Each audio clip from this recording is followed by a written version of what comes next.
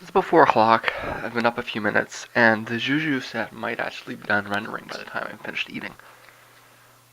So, rather than sit there for the next hour, I'm gonna go ahead and make some eggs.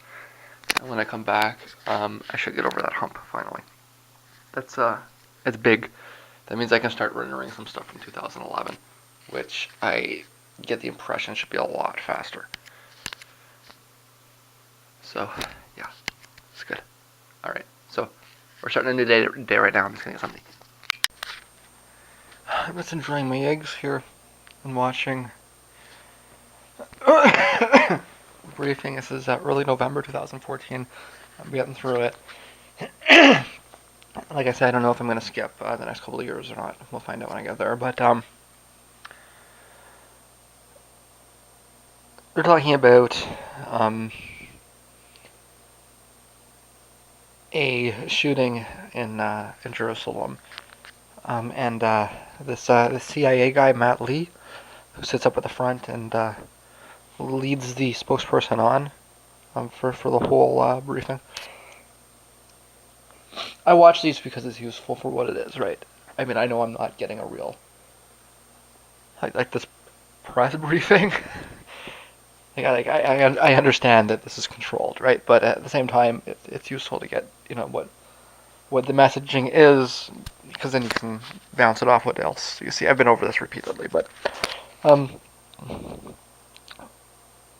so they're discussing this the language that this Palestinian I don't know, it was probably acting on his own interests, was using and describing why it is that he shot this Israeli person, and it was all about protecting the holy places from the Jews, right? Which their holy places, the other person's holy places, this person's holy places, like it's like you've got a mosque built on top of a church, built on top of a synagogue, right? It's like, and it really constantly presents itself as this intractable problem, right? Because it's really kind of easy enough to look at the situation and say, well, why can't they share it? Right? But if you actually look at what each of these religions say, it's very obvious why they can't. And that the actual truth, and I go over this point with, these kinds of people looking for moderate religions all the time, right? You'll hear people say things like, if you're really anti-gay, then you're not really a Christian, because Christians believe in loving people around you and forget. It's like that's a bunch of nonsense. Read the damned Bible. It's pretty clear. It advocates stoning gay people, right?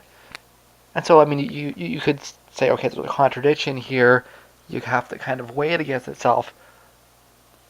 I don't. I've read the thing. You probably haven't. And I think it's pretty clear that you cannot be pro-gay and be a Christian. If you're a Christian, you have to be anti-gay. There's no such thing as a pro-queer Christian.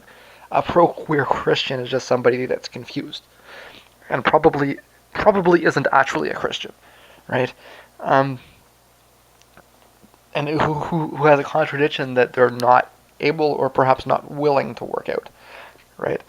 Um, and but what they're doing is they're pretending to be a Christian, right? Christianity has been clear for a real long time, and it's written pretty clearly in the pages of its book that you're not supposed to just be okay with being queer. It's a pretty substantial offense, and that goes with all of the messianic religions, right? And so these people that are like, well, why can't the Christians and the Jews and the Muslims just get along and share the holy places? Well, because each one of their religions is exclusive and nationalist and it promotes their own tribes over the other ones, right? The Jews specifically see the world in terms of Jews and everybody else. Christians are all about evangelizing, and Muslims believe in jihad. And I mean, and you can say, well, that's just crazy, but I mean, yes, it's just crazy, but that's what the religion is actually about, right? And so you can pretend that there's moderate religious forces, but what those moderate religious forces are just people that don't really observe the religion. And maybe if we're lucky, we can go through periods where the majority of religious observers are kind of half-assed about it. But so long as we have religion and so long as we have religious observance, we will have extremists that actually buy into it and actually uphold it for what it actually is. And so, what do you do about this? I actually think that what we need to do, and I don't think I've actually held this view for quite a long time. I've written about it in various places. I don't think that I've talked about it yet on my YouTube channel. Um, I think that we need a Messianic religion part 4. And that what we need to do is create a new religion and then have all of these people that are fighting, manipulate them into following the new religion, right? And then the new religion would, unify the different aspects of the existing ones and create a population that follows the same God and kind of goes from there. Now, a couple of things about that. First thing is that this is pragmatic, right? I would prefer to just get rid of religion altogether, but I know better. I have said this before, if I thought that going out and burning all the mosques down and burning all the synagogues down and burning all the churches down and burning all the temples down, if I thought that would work, I would be in favor of it. But we see that not only does that not work, it backfires, and it backfires terribly. Russia is probably, and Russia should be upheld as an example for centuries, for millennia, as to what happens when you try to push down religion, or when you try to abolish religion by too much force. Because the Soviets, they tried to replace it with something else, right? But the Soviets actually did try pretty hard to get rid of religion. And now look at Russia. Russia's run by, the Orthodox Church, in a way that's, the Orthodox Church has taken Russia back. It's practically undone all of the positive effects of communism, right? And there were lots of negative effects of communism, and we can dwell on those if we want. But there were also lots of positive effects, like any large-scale, systemic shift. There's going to be good and bad, right?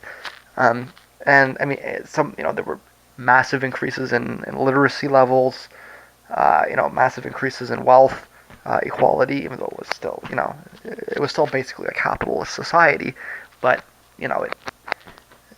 they built a lot of infrastructure, and the quality of life for a lot of people improved quite dramatically. You just had to deal with the fact that you were living in a very brutal, really repressive state. But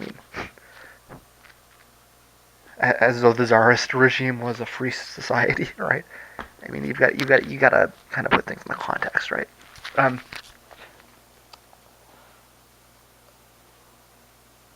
So it doesn't work, right? What might be more effective is if we were to round up all the religious people and shoot them off to the moon, and then accidentally miss, See ya. But that's not gonna happen either, right? instead of or even slaughtering them all, that, like I say, it sounds gruesome, and it is gruesome, but religion is it's such a virus, and it's such a destructive force that I'm willing to entertain pretty grotesque concepts. But it's got to be total, right? It's got to be like massive, and it's got to be once, and it's got to actually work. If that was possible, I would support it. I'm sorry if that upsets you. But if we could actually do that, if we could wipe out religion in, over the course of a year or something, I mean, hopefully it will be faster than that. But if we could just do one action, one sweeping action, be done with it and never think of it again, it can't be done, right?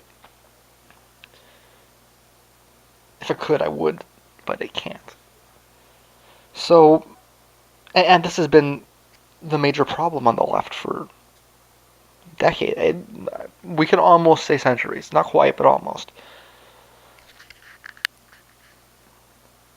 Because it's been understood that at the core of capital's ability, or the aristocracy before its ability to control people, is this system of control that we call religion.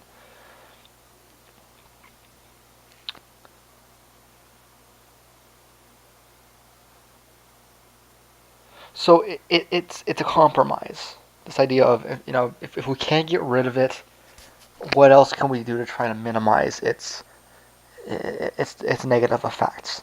And the best thing we could do is to try to unify it, right?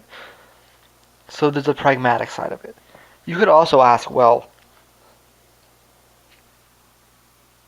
how is a government just going to come up with a new religion and force it on people? Well, newsflash, that's what the Romans did with Christianity. That's what the Muslims did with Islam. And it's probably what the Jews did too. In fact, these religions were enforced by power, and they were forced on people. And if you don't think that that's true, then you need to hit the history books and teach yourself, because that is the truth of it. All religion has been created by a ruling class and pushed down for the top for the purposes of social engineering. The accepted academic theory on the left, I know that the universities are still kind of full with these kind of humanities dipshits that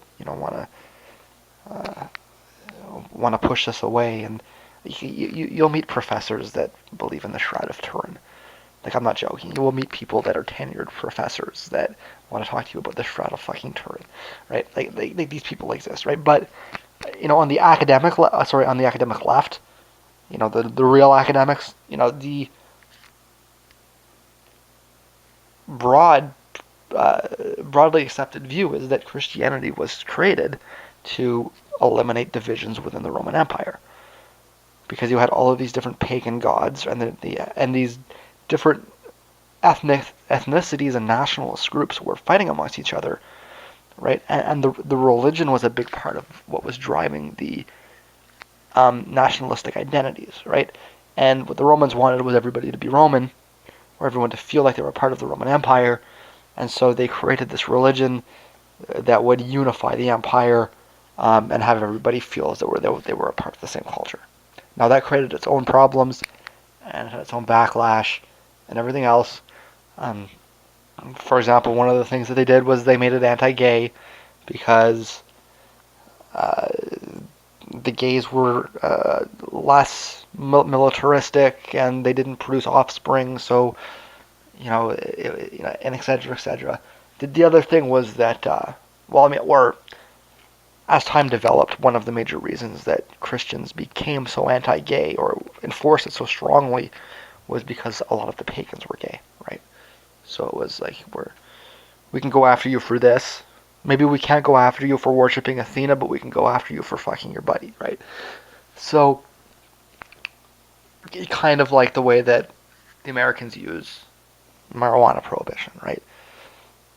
We can't put you in jail for being black, but we're going to put you in jail for smoking a joint because you're black, right?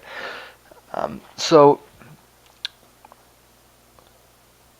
I mean, it came with a lot of problems, right? And if we're going to create a new religion, we should try to, throw those kinds of things out. A new religion should be more accepting of different sexualities and all these kinds of things, right? And in fact, I think that that's even rational in a kind of historical, in a kind of materialist kind of way. because nowadays the elite is less concerned about ensuring that their slaves create more of themselves, right? They're less concerned about having a reproductive or maximizing reproduction in the slave class because that maximizes the profit, and they're actually more concerned about minimizing the population growth, right? So, a religion that works in tolerance, uh, for queers and that sees women as equal, would be in the interests of the broader elite as well, right? Or at least we would hope it would be.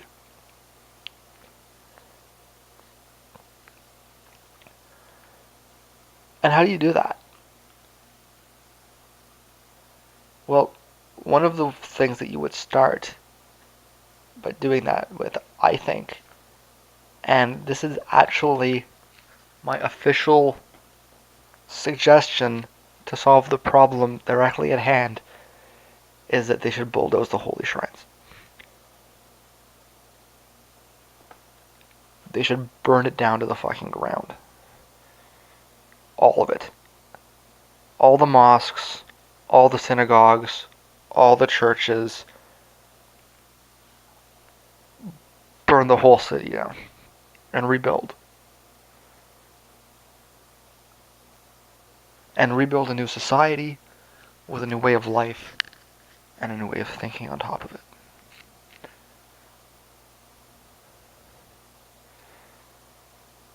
And now that I have every special interest group in the world on my ass, I think we'll end this discussion right here.